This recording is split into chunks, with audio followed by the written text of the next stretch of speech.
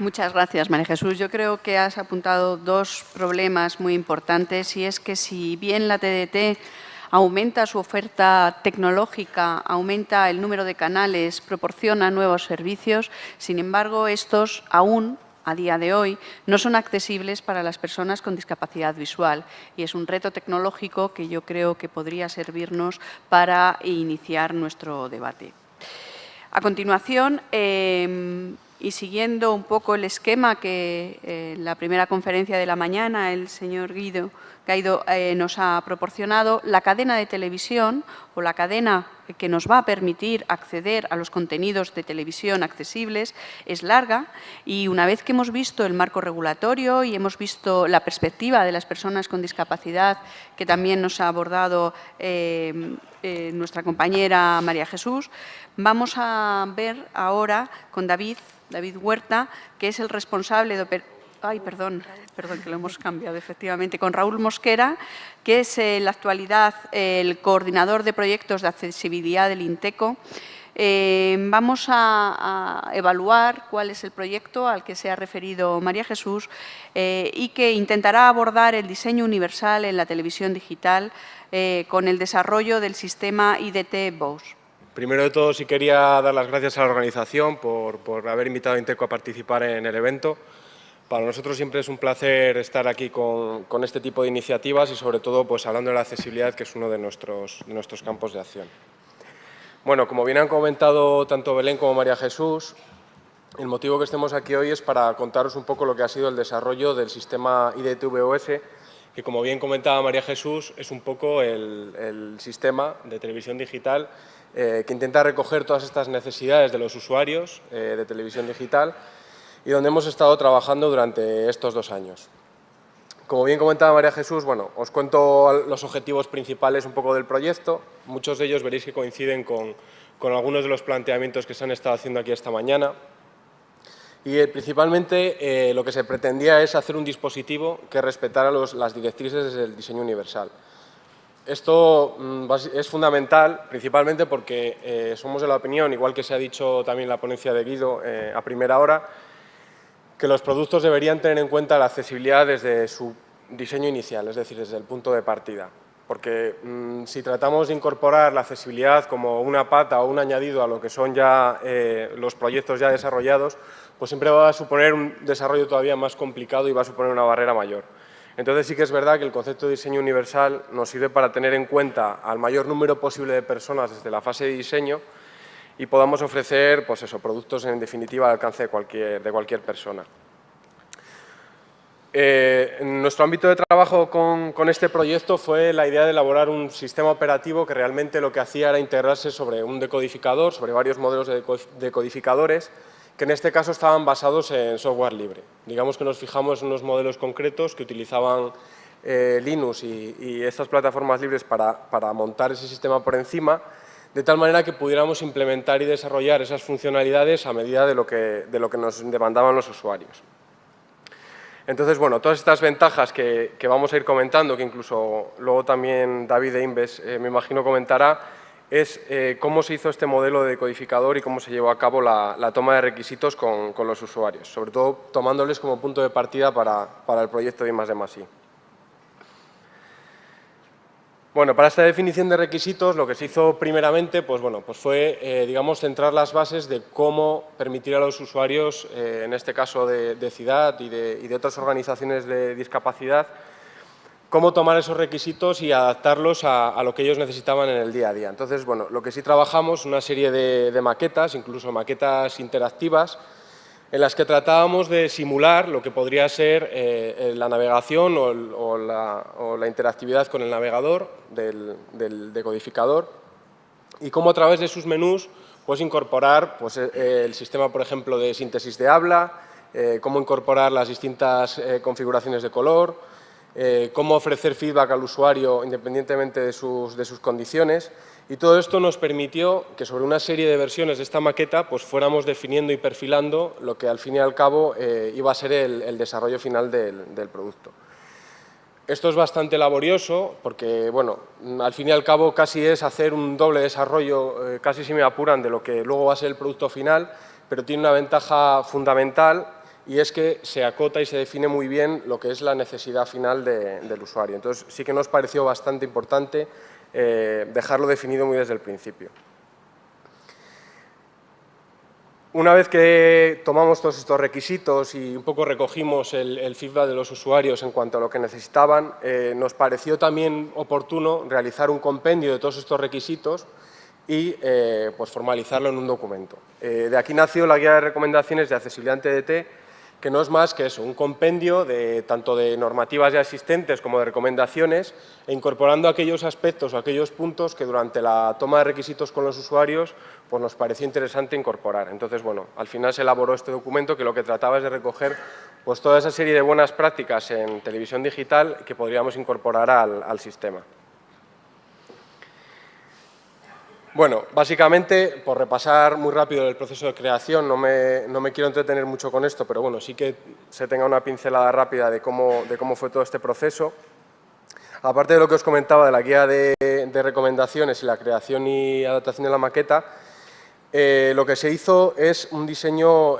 sobre la propia maqueta se hizo un diseño ya sobre lo que iba a ser el sistema operativo del decodificador. Entonces, bueno, lo que sí se hizo en un laboratorio es unas pruebas de caja blanca, estructurando el programa y comenzando a definir lo que era la maqueta en el propio sistema operativo. Este desarrollo lo que nos permitió después es, una vez que íbamos perfilando y definiendo las primeras versiones del sistema operativo de decodificador accesible, pues ir haciendo directamente las pruebas con los usuarios. En eso también, por ejemplo, Ciudad nos ayudó bastante a ir refinando, digamos, ese modelo, ese sistema operativo, con las mejoras que ellos consideraban que deberíamos incorporar al desarrollo. Digamos que ha sido un proceso vivo por el cual pues se ha ido recibiendo el feedback de los usuarios finales y lo que nos ha permitido pues, bueno, llegar a un producto final que se adapta al máximo posible con sus necesidades. Luego hay otro punto muy importante que también era parte un poco de la encomienda que se hizo a Inteco, que era la transferencia de conocimiento a la industria. Es decir, Inteco no está planteado como un competidor para la industria, sino como un mecanismo para que fabricantes y otros medios empresariales, pues, por ejemplo, distribuyan el decodificador. Entonces, bueno, esto es otro de los puntos importantes. De hecho, se puso a disposición de la industria el firmware del sistema operativo, de tal manera que pudieran pues eso, realizar consultas o hacer un proceso de consultoría para poder integrar el sistema en los distintos dispositivos. Una vez que se llevó a cabo esta consultoría, pues bueno, se pudo hacer la primera integración en algunos decodificadores y posteriormente pues sí que ha venido a lo largo de este último año también pues la incorporación de una serie de mejoras, también un poco demanda de esta industria, la de televisión digital. Como sabéis, es una industria que cambia bastante en cortos periodos de tiempo. Bueno, así se ha visto como tecnologías como MHP o similares, que al principio parecía que igual iban a entrar muy fuerte y luego, lamentablemente, no han terminado por calar en la industria. Y lo que sí intentamos es, pues, por ejemplo, con el tema de la lengua de signos y con el tema de la alta definición, incluso el acceso condicional a canales de pago, pues hemos ido incorporando estas funcionalidades al decodificador accesible, de forma que pudieran ir entrando en los desarrollos. Es lo último que hemos desarrollado. Bueno, no me voy a entretener tampoco mucho en las características del sistema final, porque, bueno, más o menos para que os hagáis una idea, pues bueno, todo lo que hemos venido comentando, que es una necesidad básica para todos los usuarios, pues bueno, todo el sistema de sintetización de voz de los menús, de la EPG, y bueno, todas las necesidades y funcionalidades necesarias para cualquier usuario. Luego está también el tema de interfaz, se trabajó mucho en ofrecer distintas gamas de color para usuarios con distintas limitaciones visuales basadas en la percepción del color. En eso también nos ayudó Ciudad para definir qué esquemas de color podrían encajar, el aumento de tamaño de los textos, poder modificar, por ejemplo, también la velocidad de sintetización de la voz. Sabéis que, bueno, para usuarios, por ejemplo, invidentes, es bastante evidente que necesita una velocidad bastante ágil para poder utilizar los sistemas, porque, bueno, una vez que empiezan a dominar y controlar los sistemas, pues si les ofrecemos una velocidad de sintetización de voz muy baja, pues lamentablemente les resulte complicado o incluso tedioso acabar de utilizar el sistema. Entonces, un poco, todas esas mejoras que fuimos recogiendo pues se fueron incorporando finalmente al sistema. No me voy a entretener, ya digo, aquí en las características del sistema, pero era para que tuvierais una breve pincelada. Como os decía, la fase final pues son esas pruebas de usuario que garantizan que el sistema esté estable y que esté adaptado a lo que los usuarios necesitan. Y lo que sí se hizo, bueno, pues hacer una difusión a distintos grupos de usuarios para que pudieran validar y certificar que, bueno, que el sistema más o menos encajaba en sus necesidades. También se hacen unas encuestas de satisfacción para ver hasta qué punto estas adaptaciones pues, encajan con lo que se busca y básicamente con todo ello pues, se perfila la versión final del producto. Bueno, aquí teníamos alguna imagen que pensaba explicar, pero tampoco me voy a extender demasiado y además quizás es demasiado técnica. Pero bueno, porque veáis, bueno, simplemente esta es una imagen de la maqueta donde se puede ver, por ejemplo, cómo para la EPG, que es uno de los apartados donde quizás más problemas se represente, porque si no existe esa sintetización dinámica de la información que va apareciendo, pues directamente, por ejemplo, un usuario invidente no podría acceder a esa información, pues un poco esta es la imagen de la maqueta donde podéis ver, bueno, una franja de tiempo y donde el tamaño de la fuente, de los textos en este caso, pues es suficientemente alto para que una persona igual con algún tipo de problema o limitación derivada de la percepción del tamaño de la fuente pues pueda acceder correctamente a ella. Bueno, aquí hay una serie de capturas.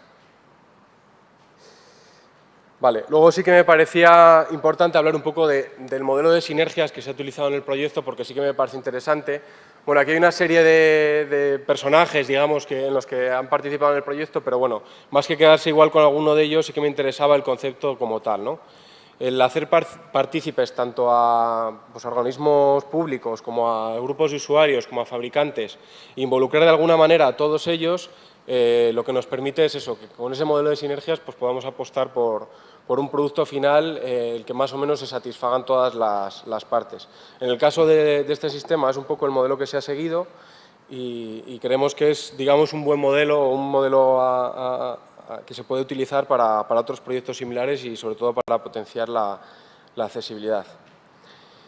A modo de conclusiones, un poco todo lo que os he venido comentando, pues eso, ha sido un proyecto puramente I+D+I con la ventaja de que hemos podido contar con los usuarios desde la fase inicial. Es un diseño y una interfaz creada por y para los usuarios finales y lo que se ha tratado también es un punto importante es de seguir un poco los estándares tanto nacionales como internacionales, de forma que bueno, no se den palos de ciego y que tratemos de avanzar o de proporcionar un sistema de acuerdo con los estándares. Y por último, la transferencia de conocimiento a la industria, que como os comentaba, pues bueno, es un poco el propósito final del proyecto y que nos parece también bastante importante como punto de anclaje entre lo que es el desarrollo I+D+I puro y lo que es un producto final que pueda llegar a externalizarse en el mercado. Es un poco la conclusión final. Y nada, muchas gracias por la atención y hasta otra. Muchas gracias, Raúl. La verdad es que Raúl nos ha dado una pincelada de cómo se debe abordar un proyecto contemplando la accesibilidad universal desde el inicio, que permite establecer una guía de buenas prácticas y luego hacer una implementación considerando, cómo no, la participación de los usuarios finales desde el inicio del proyecto. Dejar esto en un punto donde el acceso a la industria para su transferencia final a la sociedad creo que es un ejercicio de trabajo bien hecho y que además permite, de alguna manera, resolver algunos de los problemas que María Jesús en principio nos decía y era la falta de acceso a esa EPG que ahora mismo está cada vez más cerca de las personas con discapacidad visual.